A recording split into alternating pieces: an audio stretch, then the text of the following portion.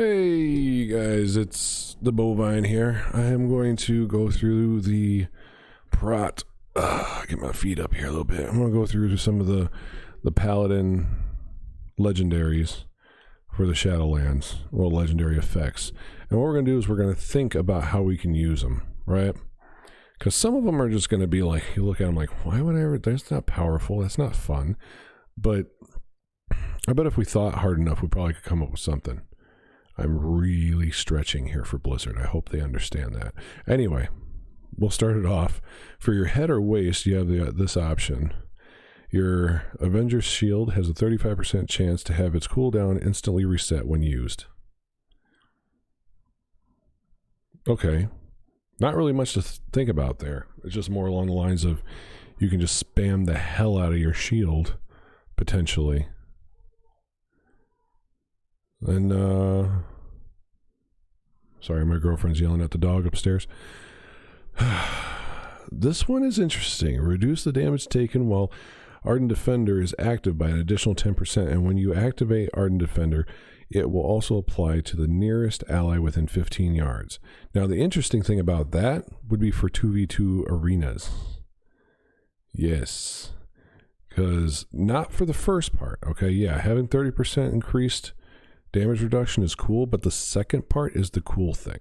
While Ardent Defender is active, the next attack that would otherwise kill you will instead bring you to 20% of your maximum health. So it's a death prevent for you and your partner, as long as you stay within 15 yards of each other. It's interesting. That's all I'm going to say. It's interesting, okay? All right, so then we got this one. Avenger's Shield increases the damage of your next shield of the righteous by 30% for each target hit by Avenger's Shield, stacking up to 5 times and increasing its radius by 6 yards. Now, does it increases the cone radius? Is that what it's talking about? I mean, that would make a huge frontal AoE. And generally speaking, I mean, unless you're doing Avenger's Shield and then you have to pop a Word of Glory, you're going to be doing Avenger's Shield and the Shield of Righteous on the way in anyway. So it would be really good for initial snap threat. Oh, that's the wrong one. For initial snap threat and a big pack. Yeah, that would be really cool if you do a crit build with a Prot Paladin too. Something that I have been notorious in my guild for doing. In Legion, when I really started tanking with a Prot Paladin, I heard or I read wrong and I misunderstood, and I thought my stats were haste crit. Let's just say I had like 24% chance or 24% crit or haste, like 29% chance to crit, almost 30. And my GM looked at my stats and was like, what the hell is wrong with you? I'm like, I don't know. I like to do damage.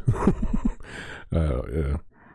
The next one is when you drop below 20% health, you become infused with the Guardian of the Ancient Kings for 4 seconds. This cannot occur again for 45 seconds.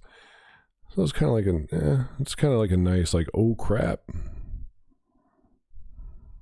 It's only half the duration of Guardian of Ancient Kings, but it's definitely what'd you call it? Ripcord, pull in case of emergency, but it just automatically pulls. But see, then that's no fun, right? I don't know. This is better for group play. That one is just that'll just keep you alive longer. That's Prot only. Sorry. Then we got your Blessing of Freedom, Blessing of Sacrifice, and Blessing of Protection cooldowns are reduced by 1 second per holy power spent.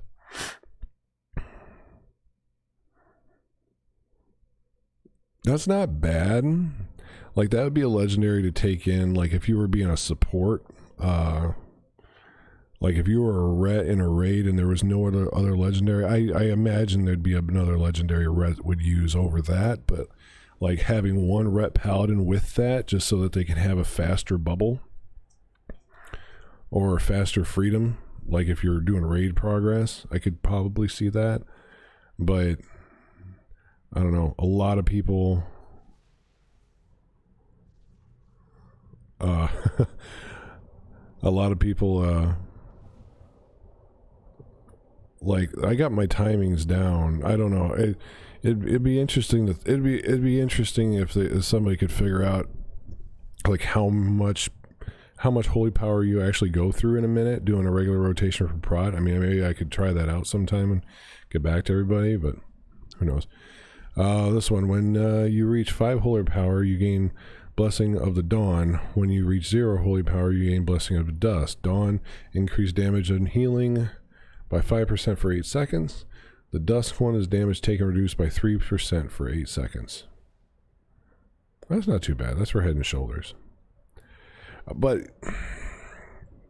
that's just all around. Like, there's nothing so far in any of these except for this one that I can call out a specific time. Well, in this one with the initial snap threat when you pull a big pack. But even then, didn't we... enemies in front of you with your shield. Yeah, it doesn't say it's capped at 5, so maybe that's fine. I don't know. Okay, here. Alright, next one. Judgment has a 45% chance to reduce the cost of your next holy power spender by 1. You would definitely need a weak aura add-on for that. And then that, if that's the case, if you use that, then you are forever and always locked into using Crusader's Judgment as a talent. Like, you're always going to have to. Where the hell was that one? There you go, Judgment, yeah.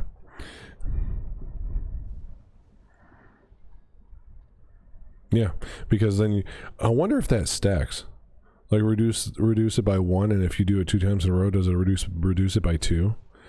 And then you'd have a 1 holy power righteous shield, but by using 2 casts of judgment, you generated 2, and you probably have some left over from Avenger. I don't know.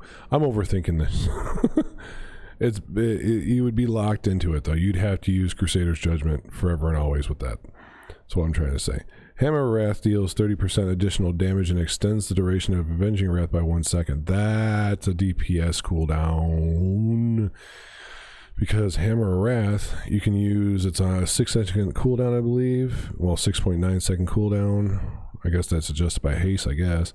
It must be. It must be. Because 6.9 should not be natural. So it's the 6.9 second cooldown in a 25 per second window, so you have roughly 4 casts, 3 to 4 casts of Hammer of Wrath, which is going to give you 3 to 4 extra seconds of Avenging Wrath, so that could push it almost up to 30 seconds, and almost give you 1 whole extra Hammer of Wrath hit. So I don't know, that would be one for the theory crafters to crunch the numbers on.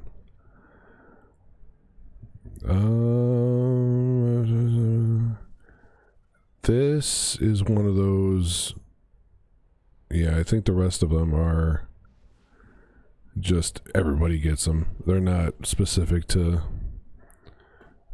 Paladin at all. The new Cephas is a joke. I ain't even getting down with the new Cephas. There's ones for just the Maw. But yeah, that's pretty much all you got. It's 8 legendaries. Like I said, aside from this one with Ardent Defender or Bulwark of the Righteous Fury, I mean, those are the only 2 that I can really see. Like, I can actually like think about it and be like, I would use it in this scenario, and this is where it would be good for. Like, it's always good to throw more shields, so, you know, Holy Avengers and Engraved Signal is fine. Sigil is fine, but those 2 specifically, like if I do 2v2 like with Doc this season, in season 1, I'll be using that. And then when he gets close to death, I'm going to pop it. It'll save him. Maybe save us the whole match, you know? So, but that's it. that's pretty much the legendaries for Prot Paladin. I'll try to figure out, maybe I'll go through the ret ones at some point, but I want to try to get the rest of the explanations done for, or the previews done for the Prot Paladin first. And then, because I did the talent guide the other day, do the legendaries now. And next time, I'm going to do the soul binds. They just did some massive changes to soul binds, so I've still been messing with them, playing around with them. But we will get to them, I promise. Anyway. Ooh, I got a mission to go back to the table for. Sweet. Anyway, y'all take it easy. Cheers. Be safe to each other, and drink your damn milk. Moo.